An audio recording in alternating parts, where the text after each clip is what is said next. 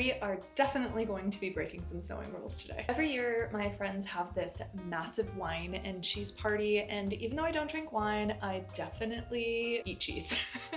And every year I have made a special outfit for this party. One year I wore this ridiculous huge pink tulle dress. I did something a little bit more understated last year, and I actually was not feeling super inspired to make a new dress for this year, as I've just been trying to step back from making so many different sewing projects and just trying to put my sewing budget toward nicer fabrics, which often means sewing less. But then I filmed a recent There's a Pattern for that. So I've got a little bit over a week available to sew this dress, which is plenty of time. I definitely think I will be able to make it happen, especially because I'm going to be using my own sewing pattern to get the look, and I just have to make some general modifications. So I will be walking you through how to make those modifications yourself. So if you want to also make this dress using my pattern, you will be able to. I get so many comments from you all saying things like, I want to learn how to sew, but I really don't know how to start. And I totally understand that. Starting a new hobby can feel really overwhelming, especially with so many different resources available out there to you.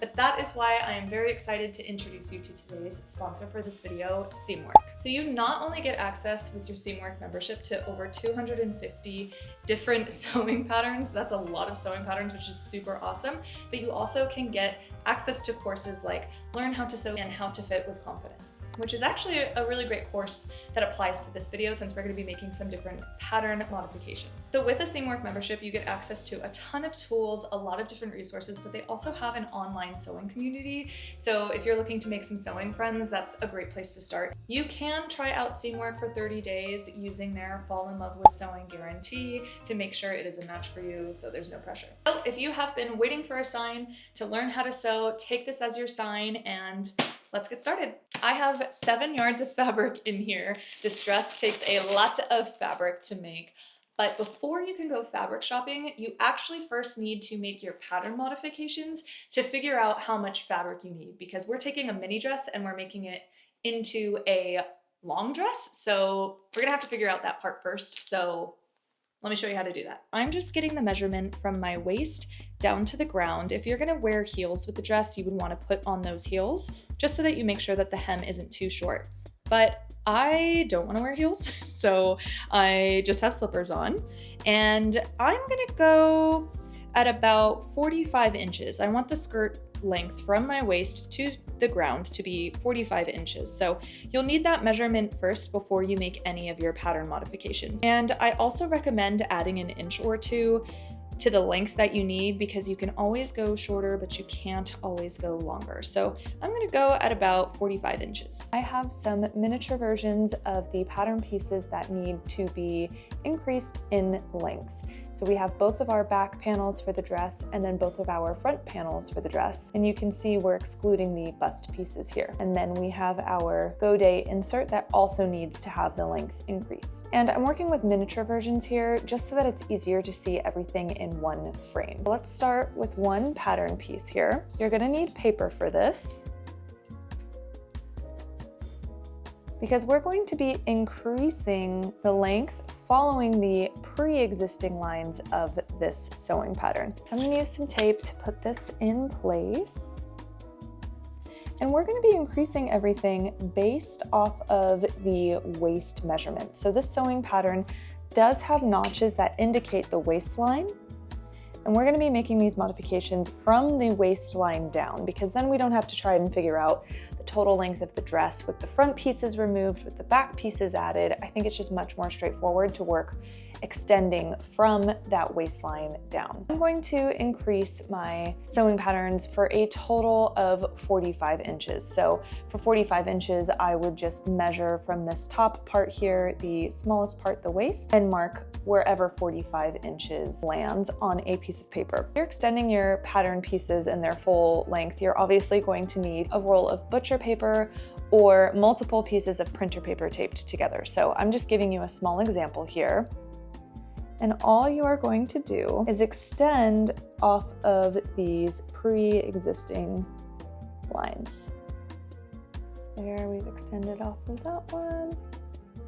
And I'm gonna follow the same one here, making sure that I'm extending both to the same length. And if you have a French curve ruler, you could use that to round off this hem here. So we're just gonna follow these lines. Again, I'm just following the pre-existing lines. And the reason why I'm following the pre-existing lines is because we want to retain the shape as we are working. Let's do one of the back pieces.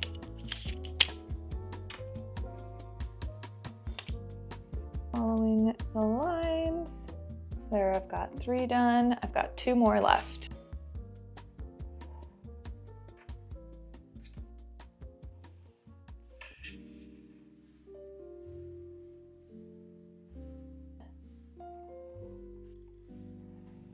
And once you have that, you can cut out your new pattern pieces.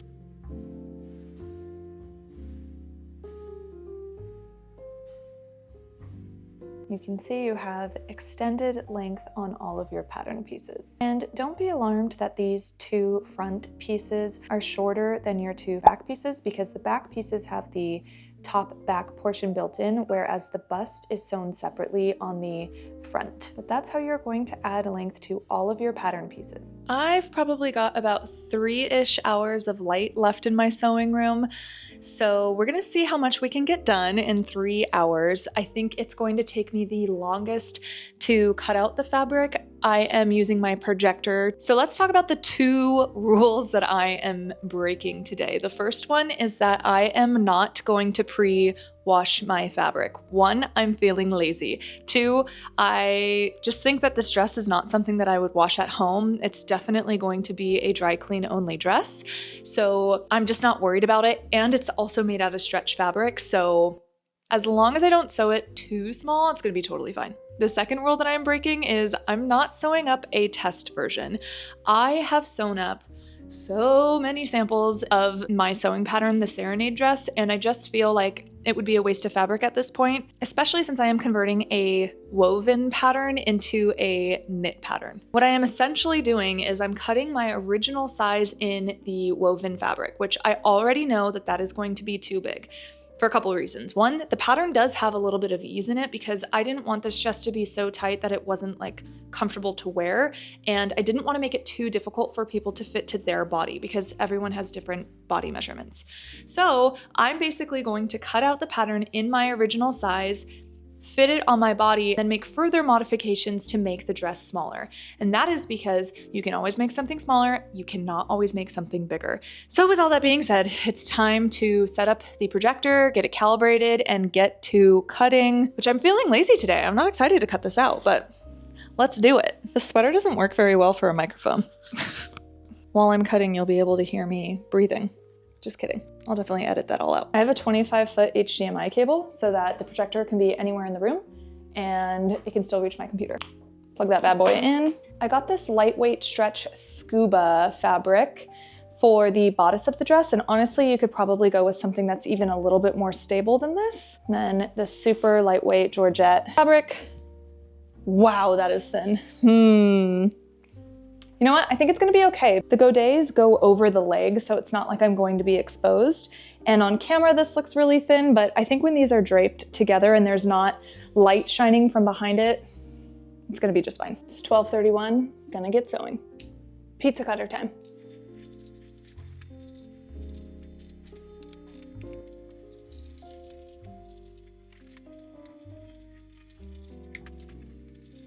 Honestly, having the projector on is like having a miniature heater.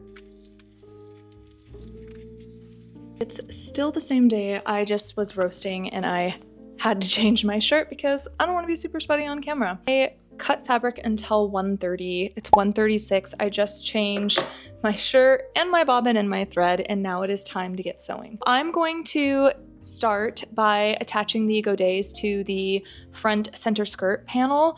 And when you are working with stretch fabrics, you want to make sure that you are using the right type of stitch so that it doesn't stretch, and that you are using the right needle. I wish I had green serger thread, but honestly, I'm just going to use the white because let's be for real, you're not going to see it.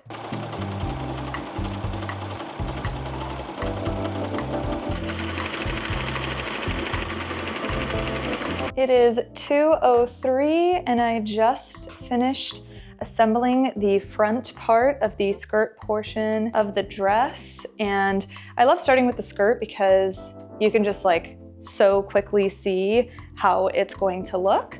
My guess is that I'm going to end up taking out a couple inches on each side, probably a total of 2 inches out of the top of the dress so that it's like nice and snug and fitted. Now I am going to switch gears just a little bit and get started on the front bust piece.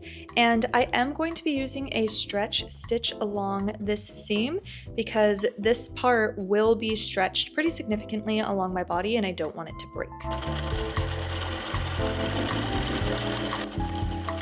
This is also another big moment of truth when it comes time to attach the bust to the top of the dress. Your whole front piece will be completed and it gives you a really good preview of what this dress will look like.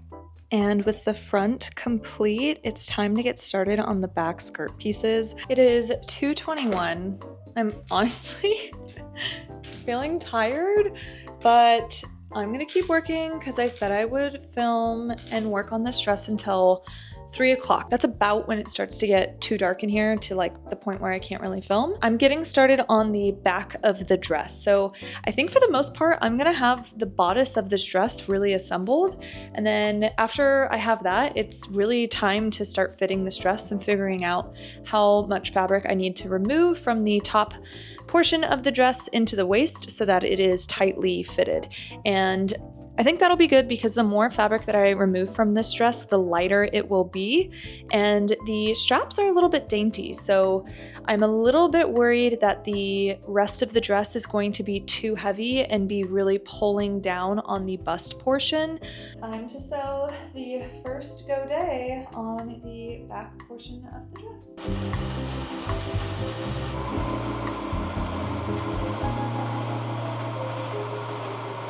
I am definitely tracking my time for this project so you guys can know and understand how long it takes to make something like this, but also keep in mind that I have sewn this sewing pattern a bunch of times. I made a mistake. What I did wrong was I attached the godet to the side of the back panel where the zipper goes, and it should be attached to the other side of the back panel. Mistakes happen. That's what these cute little seam rippers are for. So I'm just going to very gently undo this. All right, welcome to day 2 of working on this dress.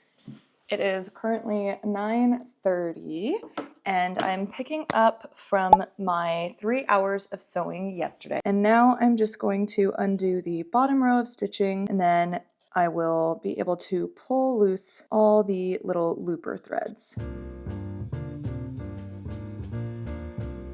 And with all that stitching undone, it is time to get back to the actual sewing.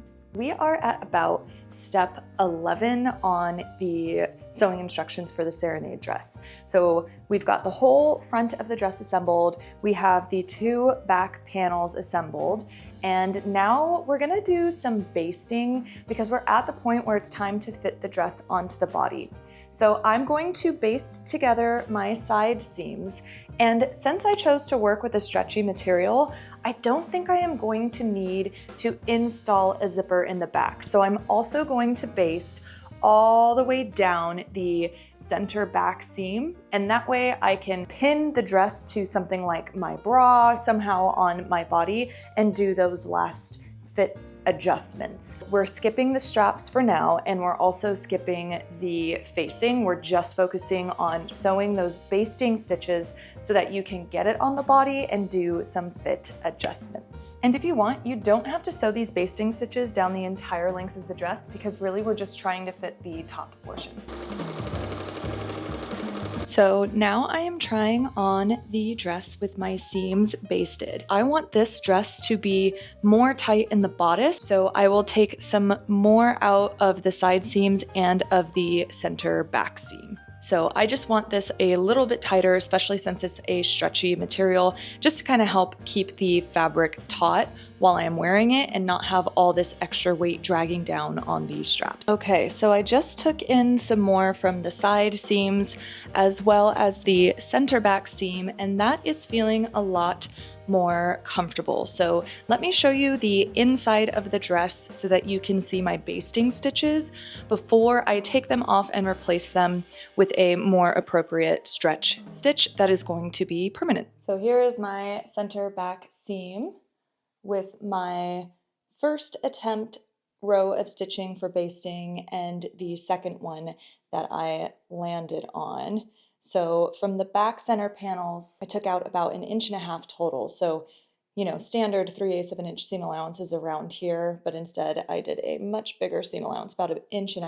And then from our side seams, original 3/8 would be around here. I tried about 5/8 of an inch and ended up removing about 1 inch from the side seams. So now what I'm going to do is I am going to remove these basting stitches, making sure I use a pin to mark where and how much I am removing. And I'm going to use a zigzag stitch on these seams instead. The dress needs to stretch on over my body, so I don't want to risk these seams breaking. So I'm going to actually replace these with a zigzag stitch. And since I didn't sew the entire length of the seam, these are going to be much easier for me to remove. With my new seams sewn, I am going to trim these down so that I can serge them, being very careful to not cut into any of the other panels of the dress. When you're working with this much fabric, it's really easy to make a simple mistake like that that would completely ruin your project. So just be extra careful.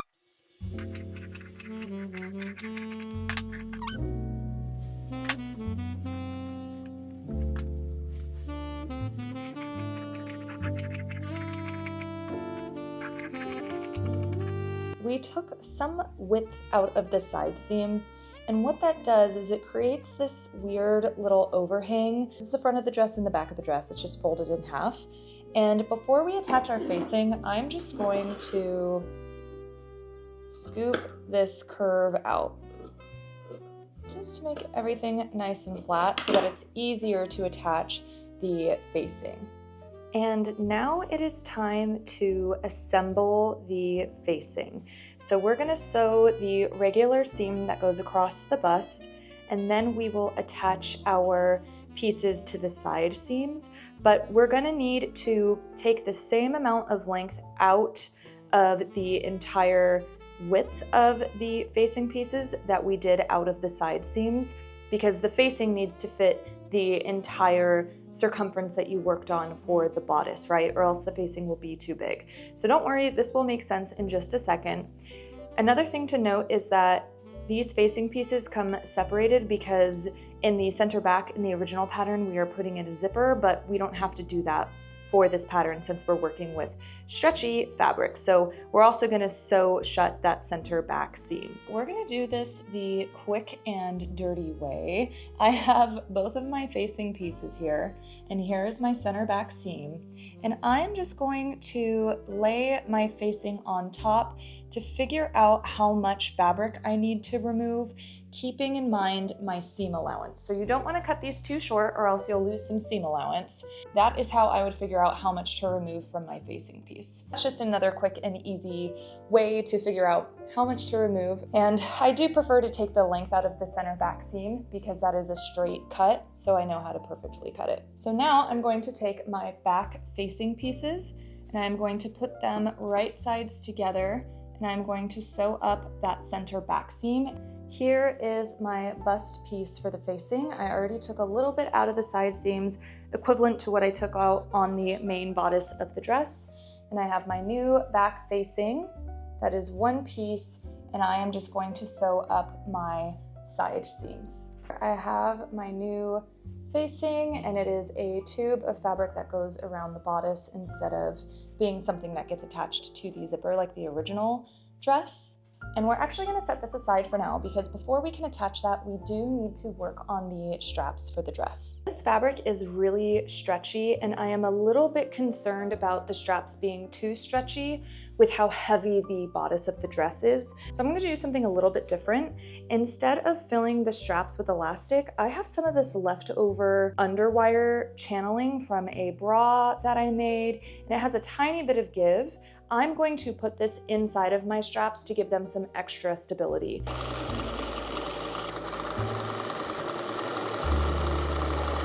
Got my loop turner here, because first I need to turn this strap to the right side. And I've cut my straps at 16 inches. I've just cut one because I'm gonna test it and make sure that the length is okay. And now I'm going to feed that underwire channeling using a bobby pin, because I can't find a safety pin, into the strap. If you don't have underwire channeling, that's totally fine. I would just put in some sort of elastic to help give this a little bit extra strength. And you would need to try the dress on one more time, just like we did before with the straps, to make sure that your straps are the right length before you attach it to the dress. We are just about ready to attach our facing to the bodice of the dress, but before we can do that, we do need to put our straps in place, and that is so that they can be properly sandwiched in between the main lining of the dress and as well as the facing. So that just gives you like a super nice clean finish. And if you want, you can also baste your straps in place before you attempt to attach the facing. And let me take you in closer just so that you have a better look at what I just did. So here I have my facing pinned all along the top of the dress. So here's the front bust, along the underarm, and along the back, going all the way around. And you can see that my straps will be tucked within those seams. We just want to carefully sew all the way around. And then after you sew that seam, you can do understitching to help the seam lay flat. And that is all explained in depth in the sewing pattern as well as my original sewing tutorial. I also almost forgot to finish the edge of the facing, which is not really necessary with a lightweight stretch crepe scuba. This fabric is really not going to unravel. I mainly just did it to keep consistent with the rest of the inside of the dress. And after you have attached your facing and you've understitched, it's time to tack down the facing to the inside seam allowance, and that will help keep the facing tucked onto the inside of the dress because you don't want that folding up while you're trying to wear it.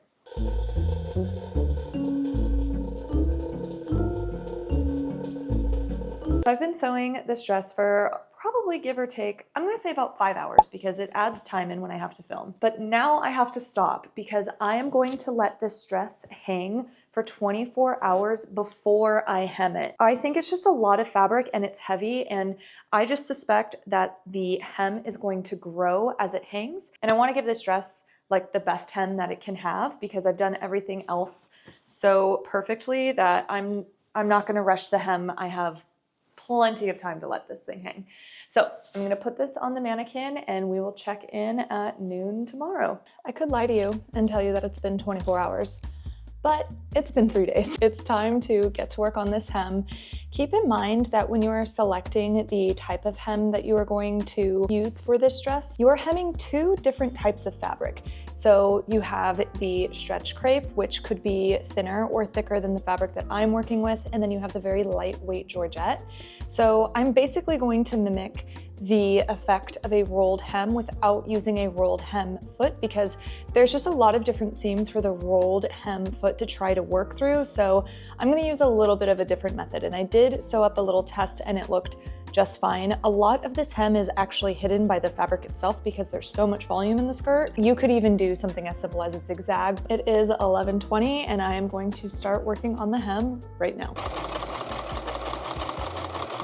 It took me 30 minutes to sew this hem. I'm super happy with how it turned out. So with that, it's just about time to put on the dress so you can see the final look. But before I do that, I want to give you the final time tally of how long it took me to make this dress.